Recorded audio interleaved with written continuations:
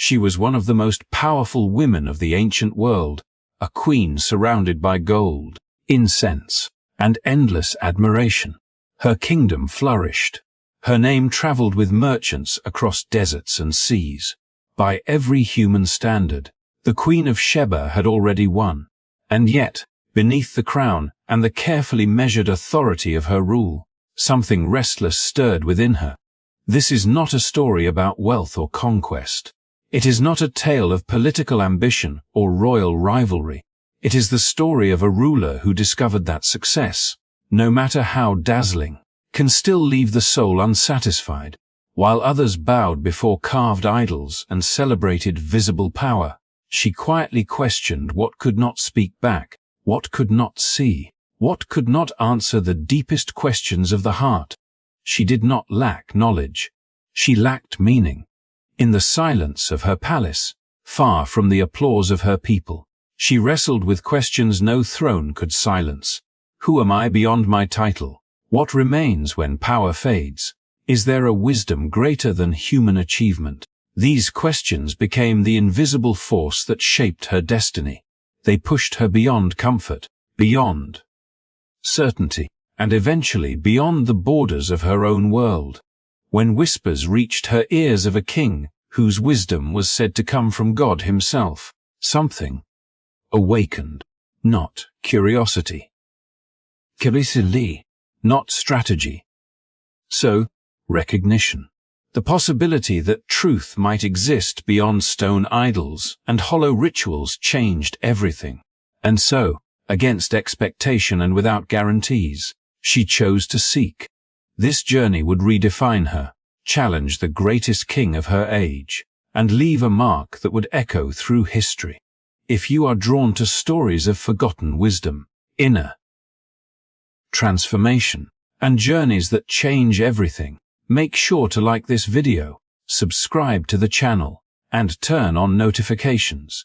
You are about to step into a story that is far deeper than history. It is a mirror for the human soul. From the outside, her reign appeared flawless, a living portrait of stability and abundance that other nations quietly envied. The markets of Sheba overflowed with color and movement. Caravans arrived heavy with spices and gold, and her authority was unquestioned. Yet the same woman who commanded prosperity by day found herself unsettled by night, lying awake beneath vaulted ceilings where silence pressed more heavily than any threat of war. The crown on her head, once a symbol of triumph, became a reminder of questions no decree could resolve. She had been raised among rituals meant to reassure the soul, surrounded by idols polished smooth by generations of reverence. Yet as she watched her people bow before stone and wood, she felt an unease she could not silence.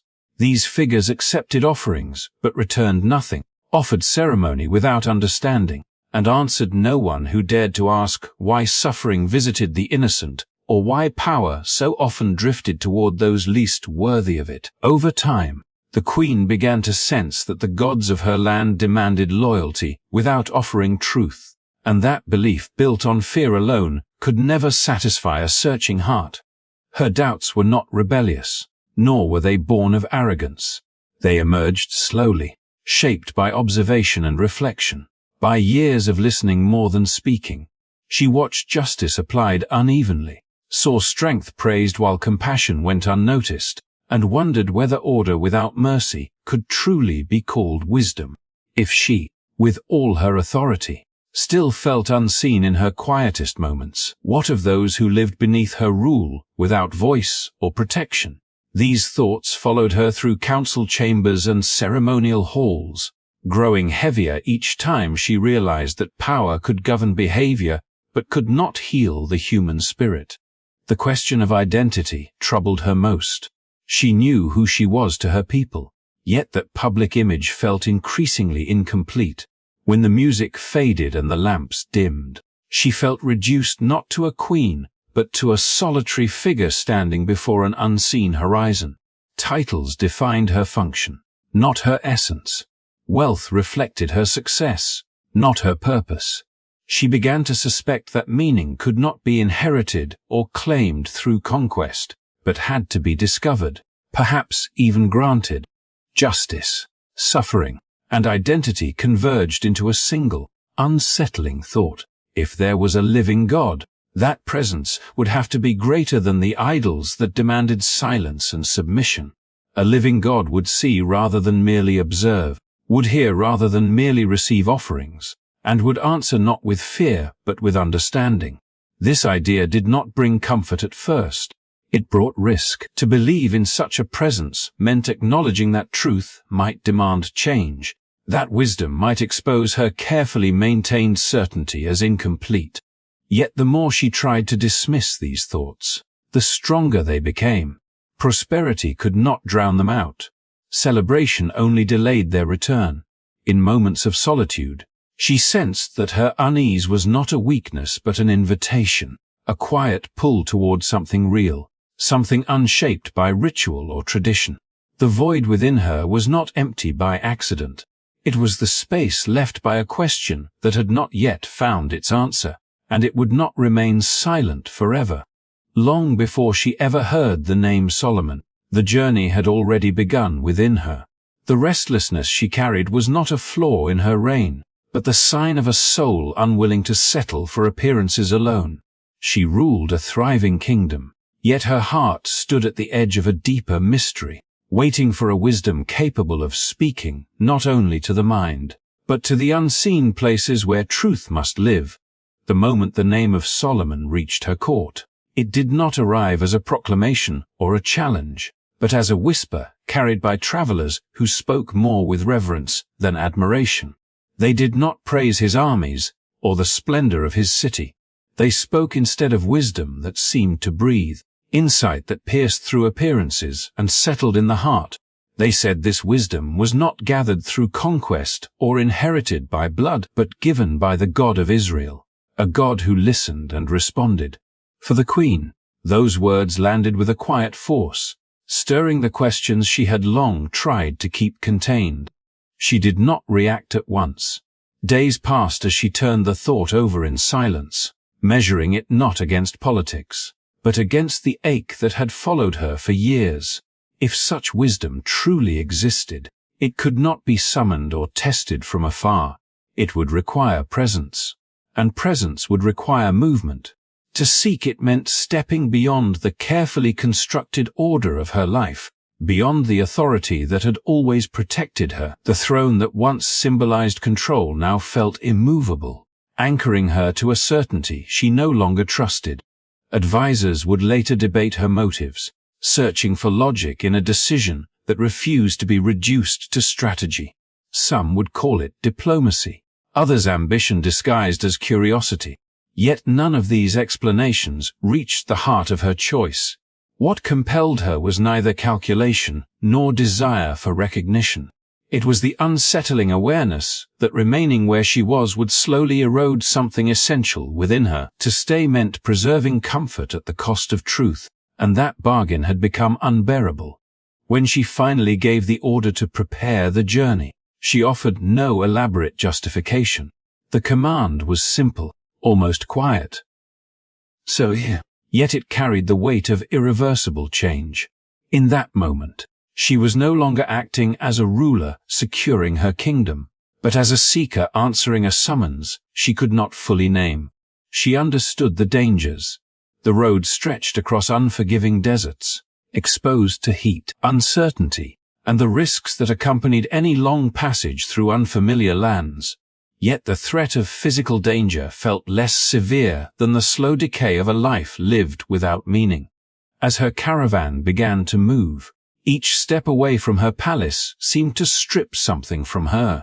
The walls that had once felt like protection faded into the distance, and with them the expectations that had defined her. The rhythm of travel replaced the structured certainty of court life, offering long hours of reflection beneath vast skies that felt both oppressive and liberating. With every mile, the noise of ceremony fell quieter, and the questions she carried grew clearer. At night, as the desert cooled and the stars emerged in unbroken silence, she sensed the depth of what she had chosen. This was not escape, it was exposure.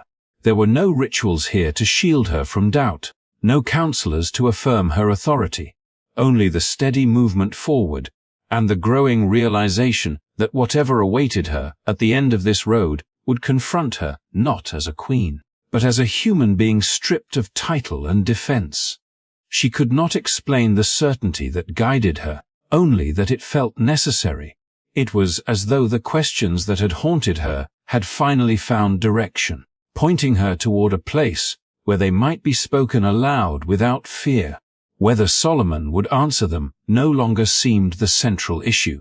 The act of seeking had already begun to transform her.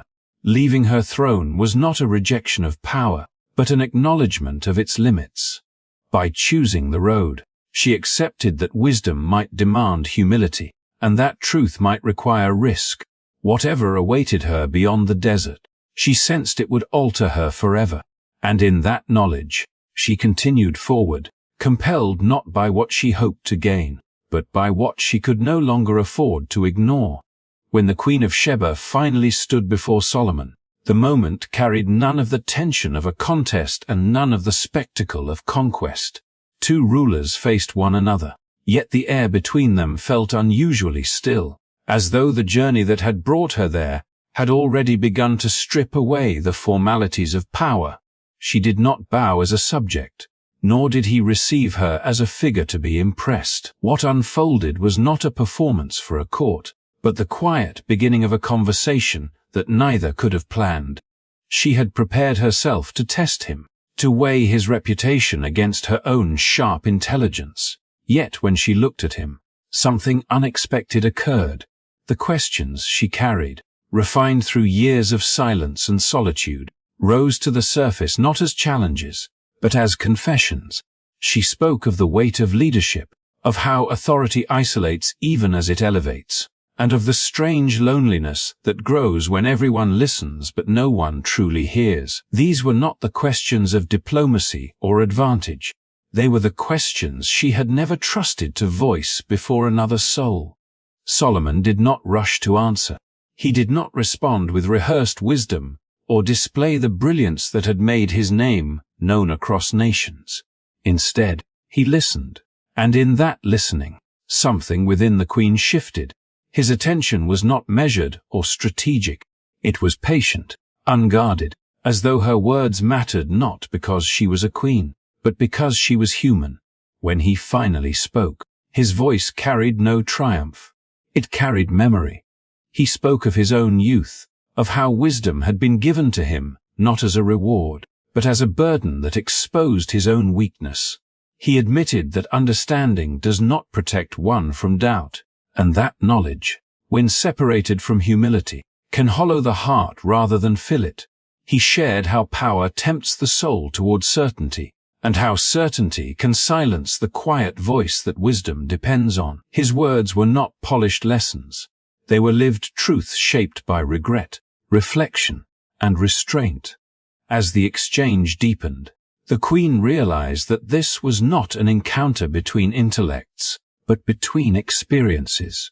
She spoke of justice and suffering, asking how a world guided by divine wisdom could still allow cruelty and loss. Solomon did not offer explanations meant to close the question. Instead, he acknowledged the tension, the unresolved nature of such truths, and the responsibility of rulers to act with mercy even when answers remain incomplete. Compassion, he suggested, was not the absence of uncertainty, but the choice to remain attentive within it. For the first time, the queen felt no need to defend her strength or sharpen her wit. The armor she had worn since childhood, forged from self-reliance and discipline, began to loosen. She had crossed deserts prepared to measure a man, yet in his presence she found herself measured by a different standard, not by cleverness, nor authority, but by honesty. Each question she voiced seemed to reveal more of her own heart than of his wisdom, and Solomon met that exposure without judgment. Time seemed to lose its structure as they continued.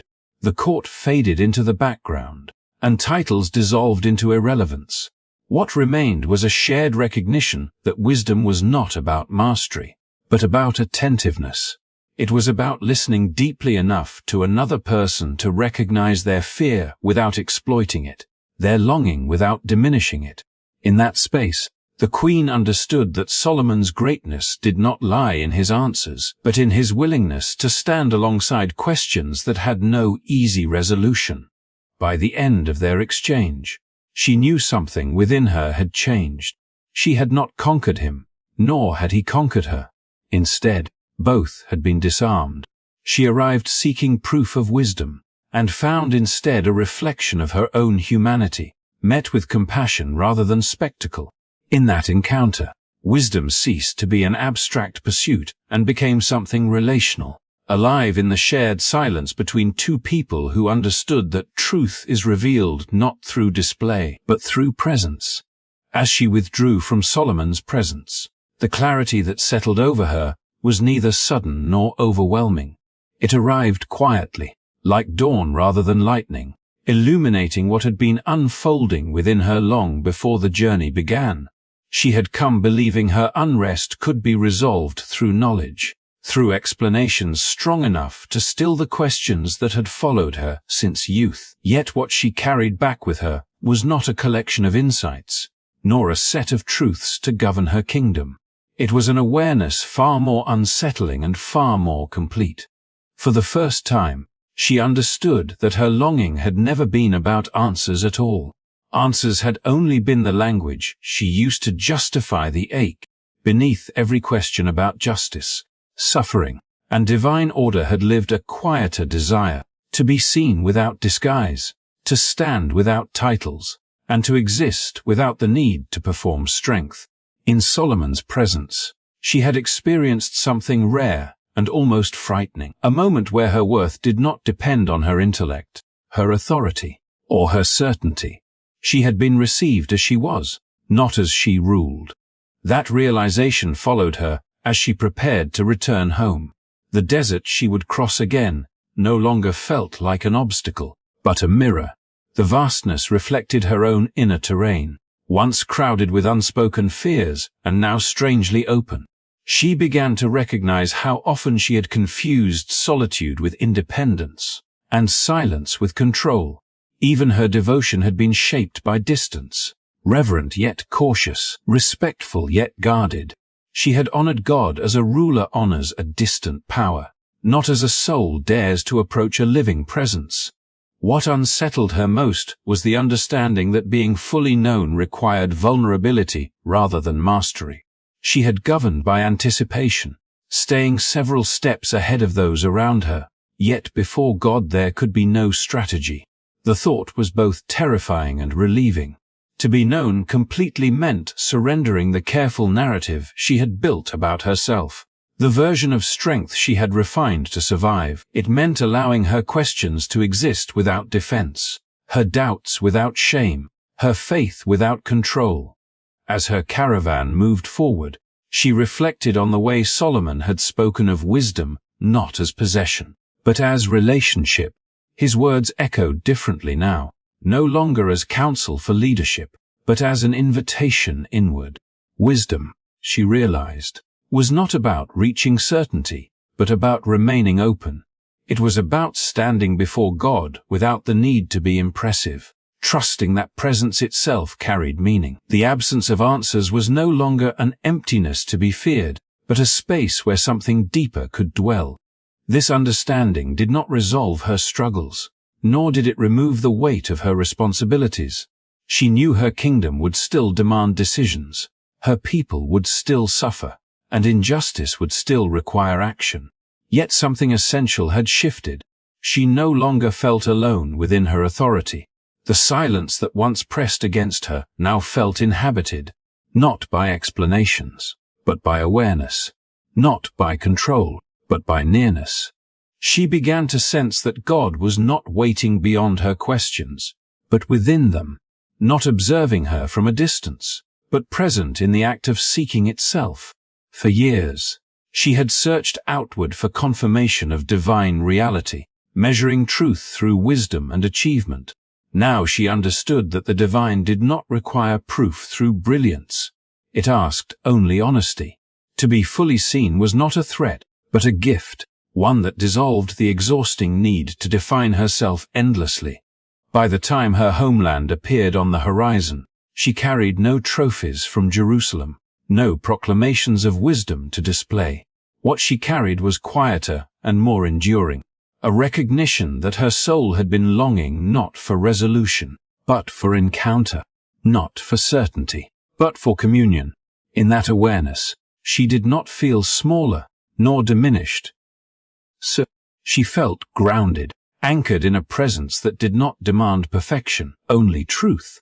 And for the first time, she understood that to be known before God was not the end of her journey, but the beginning of a life no longer shaped by absence, but by belonging. When she returned to Sheba, the change was not announced with ceremony, nor did it arrive wrapped in spectacle. It revealed itself slowly, through decisions shaped by patience rather than urgency, through judgments tempered with understanding instead of pride. Those closest to her sensed it first.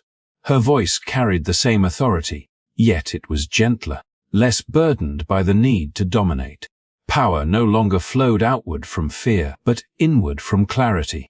She ruled as one who had encountered something greater than herself and had been quietly reshaped by it. Her reign grew more just not because laws became harsher, but because they became more humane. She listened longer, spoke less, and allowed space for truth to surface without force. Where suffering had once been acknowledged as inevitable, it was now met with responsibility. Where wealth had been displayed as proof of success, it was now stewarded with restraint. She no longer ruled to preserve an image, but to protect the dignity of those entrusted to her care. The people noticed. Peace settled not because conflict vanished, but because fairness became visible. Her legacy, however, extended beyond policy or prosperity. Stories spread of a queen who crossed deserts not to expand her borders, but to confront her own unrest. Generations remembered her not only for her riches, but for her courage to seek wisdom beyond tradition, beyond comfort, beyond certainty. Long after her reign faded into history, her journey endured as a symbol of a deeper truth, that genuine wisdom begins with humility, and that seeking is itself an act of faith. Centuries later, this message would be echoed in words spoken far from Sheba. Jesus would speak of her as a witness against complacency, honoring not her power, but her willingness to rise and seek. He affirmed what her life had already revealed, that wisdom does not belong to those who claim authority, but to those who dare to search for truth with an open heart. Her story became a quiet testimony that seeking God is never a sign of weakness, but of courage. In her transformation, the Queen of Sheba stands as a reminder that fulfillment is not found in answers alone, but in the presence that meets us along the way. She teaches us that restlessness is not always something to silence, but sometimes something to follow. That questions, when held honestly, can lead not to confusion, but to clarity. Her life assures us that it is never too late to begin again, even when the world believes we already have everything. Thank you for staying with this story until the end. If this journey resonated with you, if it stirred questions or offered reflection, consider supporting the channel by liking the video and subscribing for more stories that explore history, faith, and the deeper meaning behind the lives that shaped our world. Your support helps keep these stories alive and shared with others who are still seeking.